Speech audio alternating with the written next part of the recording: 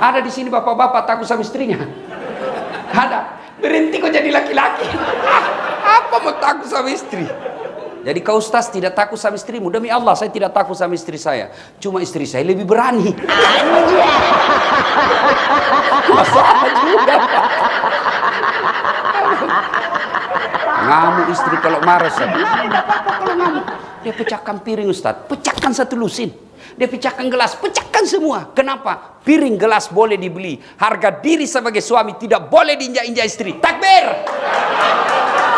Nah itulah takbir yang takut sama istri.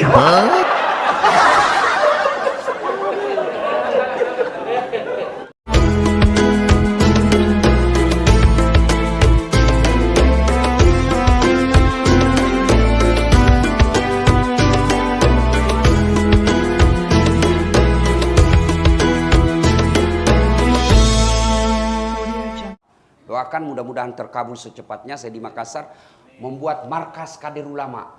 Ada cucunya ketua mahkamah. Ustadz saya mau anak saya bisa ceramah seperti Das'ad. Sini saya kursus 6 bulan. Bukan pesantren.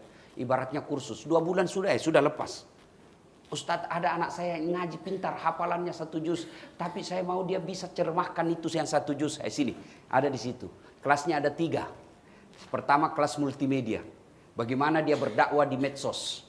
Karena dakwah di medsos jauh lebih banyak jangkauannya daripada di mimbar.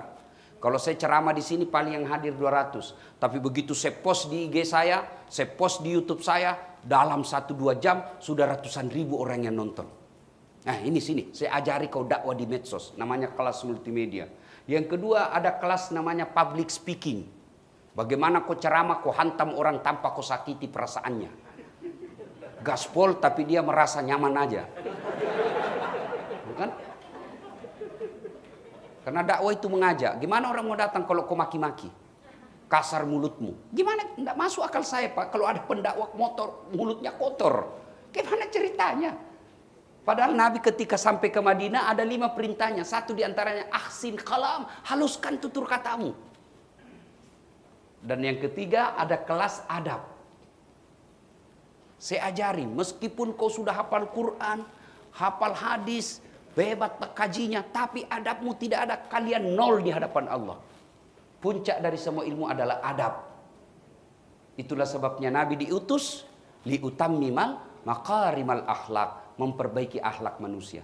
Kalau cuma cerdas, kau tidak kalah itu Google. Kau cerdas, tapi apa bedanya kita dengan Google? Kita punya adab, pandai tersenyum. Nah itulah, ibu bapak saudara-saudara sekalian, hidupkan sholat jamaah. Kelola masjid dengan baik. Ya, kasih sejuk. Hari Jumat, Kamis, kita ajak penghuni asrama ini, apartemen ini. Kita mulai ajak, ayo sahur bareng. Masjid yang sediakan sahurnya. Ayo buka bareng. Mau buka, mau puasa benaran atau pura-pura puasa. Ayo buka di musola. Supaya apa? Duitnya orang tidak jadi saldo, tapi menjadi darah daging orang yang soleh, sehingga duit orang itu mengalir selama orang soleh yang menikmati duitnya itu berdarah dagingnya dipakai sujud beribadah kepada Allah. Jangan jadikan saldo, karena ketika saldo tidak jalan amalnya orang. Nah berikutnya untuk menghidupkan silaturahmi paling efektif menurut qari yang Al-Quran baca tadi, 1 diantaranya adalah alladzina yunfikuna fis sarra'i wad dharra. Belanjakan hartamu, sedekah. Bu, saya tidak tahu ibu-ibu. Biar dia sudah marah sama saya, pernah salah sama saya, dan dia datang minta maaf, disertai dengan berlian, langsung saya bilang, saya sudah lupakan semua dosa-dosamu. Mari itu berlian. Maka ketika Bapak mau menyambungkan kembali persaudaraan, sedekahlah. Dan sedekah itu tolak bala. Dan sedekah itu memperpanjang umur. Apa maksudnya panjang umur? Panjang umur bukan 100 tahun. 100 tahun susah Pak. Tidak ada lagi enaknya Pak. Saya lihat ada orang sudah lebih 90 tahun. Kulitnya ada itu Pak melepuh. Nah panjang umur adalah meskipun sudah wafat, orang masih mengenangnya. Dan biasanya itu orang dermawan. Kalau orang pelit, jangankan wafat Pak. Masih hidup aja orang doakan sial. Lewat mobil yang mudah-mudahan tabrakan. Pelit betul. Tidak ada orang suka orang pelit itu, Bu. Demi Allah, tidak ada orang suka orang pelit. Bahkan orang pelit sekalipun tidak suka sama orang pelit. Itu jelek, itu pelit, Pak. Iya toh? Iya, Pak. Sedekahlah. Ibu-ibu, mohon maaf Ibu. Ini yang banyak semua berlian-berliannya. Kalau Ibu wafat, siapa yang pakai berliannya, Bu? Anak, bukan. Istri kedua. Pasti kawin lagi suami, pasti. Pak Ketua, izin. Istri saya dengar ceramah saya ini. Lalu dia bilang, Ustadz, jadi kalau saya meninggal nanti kamu mau kawin lagi? Saya bilang, kau sini sayang, kau duduk di sini. Saya bilang, sayangku, jangankan kau meninggal, kau masih hidup saja. Saya selalu berpikir kawin lagi. Apalagi kalau kau sudah mati. Nah, ibu-ibu, daripada emas berlian dipakai istri kedua, mending kirim untuk alam kuburnya Ibu. Ustadz, saya mau terang kuburku nanti di alam. Caranya Ustadz gimana? Bayarkan listriknya masjid di kampung tiap bulan. Tidak seberapa. Itu sudah ada listriknya Ibu. Ustadz, saya mau punya spring bed nanti di kuburku Ustadz. Berikan spring bed anak-anak penghafal Quran di pondok. Insya Allah, Allah pasti jamin kuburmu nanti pakai spring bed. Tapi kalau pelit, wih, begitu Ibu datang dia bilang, malaikat sudah lama aku tunggu kau. Sedekahlah, sedekah. Pandai-pandailah menyikapi harta. Ada orang kaya Pak, Masya Allah. Allah kasih rezeki berlebih. Allah tidak larang Bapak jadi kaya. Allah cuma larang at-takazur. Memperkaya diri lalu lupa akhirat. Itu goblok namanya Pak. Allah kasih rezeki. Bapak pakai mewah, pakai Rolex, pakai silakan, itu rezekimu. Allah cuma minta jangan kau pelit. Dan hebatnya Allah, kalau Bapak berikan di jalan agama Allah, Allah ganti 700 kali lipat. Kejadian 2 hari yang lalu. Saya banyak sekali pengalaman sedekah saya Pak. 2 hari yang lalu. Saya di kampung, salat subuh, saya ke masjid. Wih, ada orang tua, belum azan, sudah ada di masjid, bersih-bersih ke masjid. Saya tanya kemana, kalau orang kaya sedekahnya dengan uang Ustaz. Ya saya sedekah dekat dengan masjid, karena tidak ada uang saya. Selesai salat subuh, saya kasih duit 500 rupiah, 500 ribu. Hadiah, senang sekali Pak. Beda itu Pak, kalau orang miskin kasih 500 ribu dengan pejabat 500 ribu, marah dia Pak. Tapi orang miskin senang, keluar semua doanya Pak. Orang kaya dia marah, kok hina saya? Tapi kita lebih senang bersedekah ke pejabat daripada fakir miskin. Asik. Ini hanya motivasi buat Bapak, supaya Bapak ini usia-usia yang makin tua, sedekahkan itu supaya... Yang ketawa saya serius ini. Ya, sampai saya warung kopi. Itu kelebihan saya di Makassar, Pak. Banyak temanku. Saya tidak banyak uang, tapi banyak temanku. Temanku yang banyak uangnya. Saya masuk warung, begitu biasa. Kalau ke saya warung kopi, pasti saya gratis. Saya tadi masuk warung makan, dia tidak tahu apa namanya itu warung makan. Saya baru datang, ada Assalamualaikum Ustaz. Dalam hatiku, aman lagi nih. Saya bilang sama kameramen saya, pesan kau yang mahal-mahal, pasti bukan kita yang bayar. Masya Allah.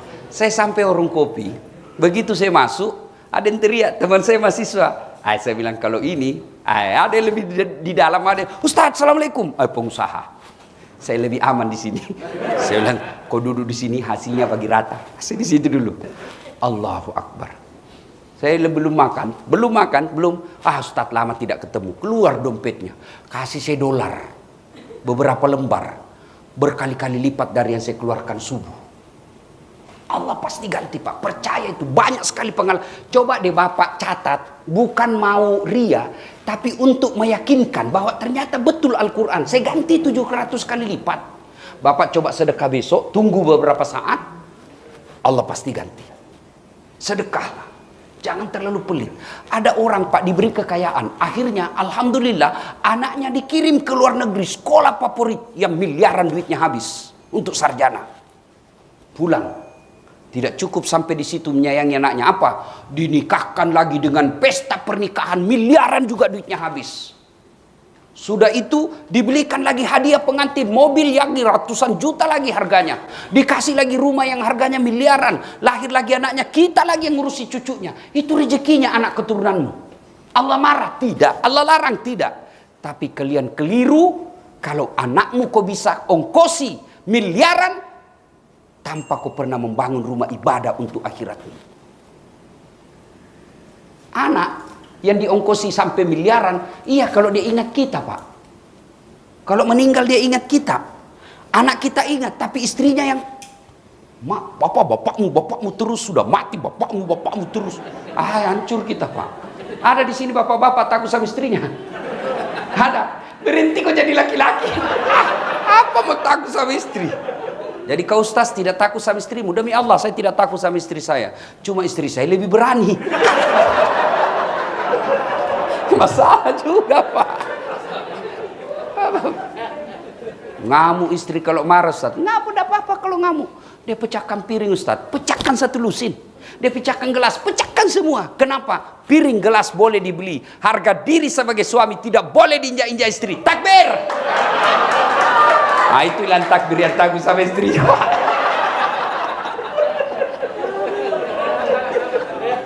Sudah, Pak. Bersedekah. Kasihan sekali kalau kita bisa investasi untuk anak kita, sementara kita tidak investasi untuk kehidupan akhirat. Pulang ini, mari hitung harta. Nah, ada itu tanahnya Bapak di kampung 1 hektar. Tidak mungkin juga kau tinggal di sana. Tidak mungkin juga saya tinggal ke sana. Ya sudah, jual, jadikan masjid. Oh, itu namanya menyikapi harta dengan tepat. Ibu pulang, panggil anaknya, nak, ini ada berliannya ibu dan emas. Ini kalau dijual semua, nak, bisa laku 3 miliar. Ya sudahlah, jual, belikan saya di Tanah Abang.